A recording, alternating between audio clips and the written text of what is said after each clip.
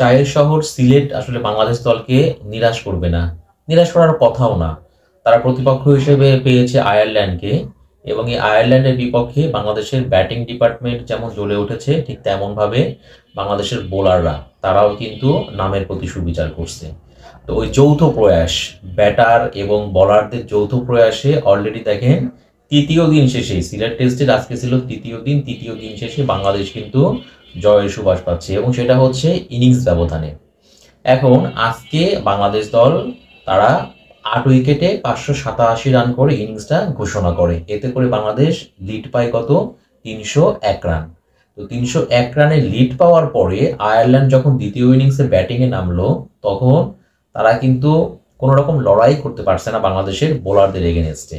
দেখেন আজকে তারা দিন শেষ করছে কিভাবে? দিন শেষ করছে হচ্ছে 86 পাস, মানে 5 উইকেটে 86 রান তুলে তৃতীয় দিনটা শেষ করছে। এবং তাদের যে ইনিংস ছিল, তাদের ইনিংসে অর্ধেক রানই করছেন হচ্ছে পল স্টিরলিং, তিনি 83 রান করছেন। তৃতীয় দিন শেষে এখনো বাংলাদেশের চেয়ে তারা 215 রানে পিছিয়ে আছে। তার মানে তাদের হাতে আছে 5 উইকেট। তো তো এই টেস্ট আপনার কাছে কি মনে হয় তারা আসলে ওই বাকি 5 উইকেটে আর 215 রান করতে পারবে? আমার তো মনে হয় যে চতুর্থ দিনে তারা প্রথম ঘন্টার মধ্যেই এই খেলাটা শেষ হয়ে যাবে।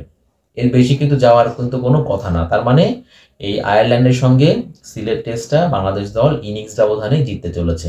তো এর আগে বাংলাদেশ আজকে যখন ব্যাটিং শুরু করলো, বিশেষ করে আমার চাওয়া ছিল মাহমুদুল হাসানের একটা ডাবল সেঞ্চুরি দেখবো, বাট আলটিমেটলি আমি খুবই হতাশ হয়েছি। কারণ তিনি 169 রানে আজকে ইনিংস শুরু করার পরে 172 রান করেছেন।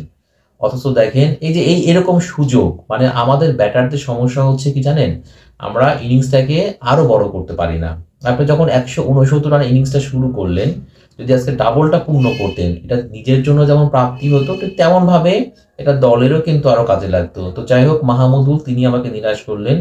এরপরে মুমিনুল, তার কাছেও আমার একটা প্রত্যাশা ছিল যে মুমিনুল অন্তত আজকে সেঞ্চুরি করবেন। আগের দিন সাদমান হতাশ করেছিল, তিনি 80 রানে আউট হয়েছিলেন।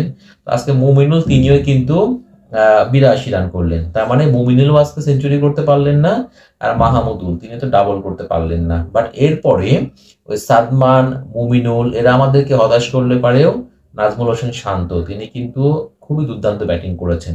আসলে শান্তকে নিয়ে একটু আলাদাভাবে বলতেই হয়। তবে সাদা পোশাকে শান্ত তিনি রীতিমতো রঙিন পারফরমেন্স করছেন, এবং তিনি কিন্তু খুবই ধারাবাহিক। তার যে 38 ম্যাচের টেস্ট ক্যারিয়ার, অলরেডি তিনি 8টা সেঞ্চুরি করে ফেলেছেন। এবং তার লাস্ট 5টা ইনিংস দেখলে পরে আপনারা বুঝতে পারবেন, 5টা ইনিংসের মধ্যে তিনি 3টা সেঞ্চুরি করেছেন। এর মধ্যে লাস্ট শ্রীলঙ্কার সঙ্গে ব্যাক টু ব্যাক সেঞ্চুরি ছিল, আর তিনি আজকে আয়ারল্যান্ডের সঙ্গে আবার সেঞ্চুরি করলেন। পাশাপাশি লিটন দাস তিনিও আজকে ভালো ব্যাটিং করেছেন, তিনিও 60 রান করেছেন। তো মাহমুদুলের 172, তারপরে সাদমান, মুমিনুল তাদের হলো 80, নাজমুল হোসেন শান্ত তার 100, এবং লিটন দাস তার 60 রান। এতে করেই কিন্তু বাংলাদেশ দল 587 তারা ইনিংসটা ঘোষণা করলো। আসলে তাদের ইনিংস ঘোষণা করাটা আমার কাছে মনে হচ্ছে ঠিকই আছে, কারণটা আয়ারল্যান্ড প্রথম ইনিংস 86 রান করছিল, তো উইকেট বিবেচনা করে বাংলাদেশের কাছে 301 রান, এটা বড় ভালো একটা লিড ছিল বলে আমার কাছে মনে হয়। তো সিদ্ধান্তটা ঠিকই ছিল, এবং আমরা কিন্তু দেখলাম ওদের সিদ্ধান্ত যে ঠিক ছিল সেটা আমরা দেখতেই পেলাম।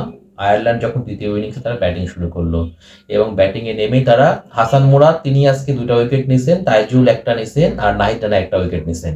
তারা কিন্তু রীতিমতো ভেঙে পড়েছেন, এবং অলরেডি দেখেন আপনার 86 রানের মধ্যে 5টা উইকেট নাই।